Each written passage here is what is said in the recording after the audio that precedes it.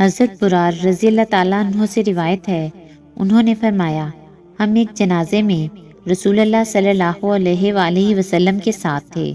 رسول اللہ صلی اللہ علیہ وآلہ وسلم ایک قبر کے کنارے پر بیٹھ گئے اور اتنا روئے کہ مٹی تر ہو گئی۔ پھر فرمایا، بھائیو، ایسی چیز قبر کے لیے تیاری کر لو۔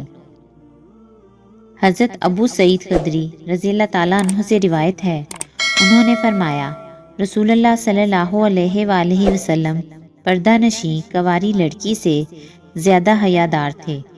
اگر آپ کو کوئی بات ناگوار گزرتی تو چہرہ مبارک پر اس کے آثار ظاہر ہو جاتے تھے۔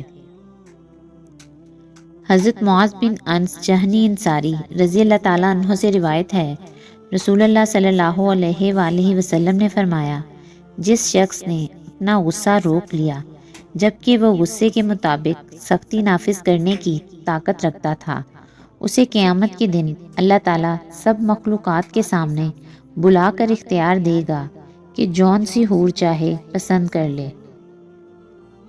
حضرت ابو موسیٰ اشعری رضی اللہ تعالیٰ عنہ نے حضرت عبداللہ ابن مسعود رضی اللہ تعالیٰ عنہ سے کہا کہ آپ وہ حدیث جانتے ہیں جو حضرت صلی اللہ علیہ وآلہ وسلم نے برج کے دنوں وغیرہ کے متعلق بیان کی؟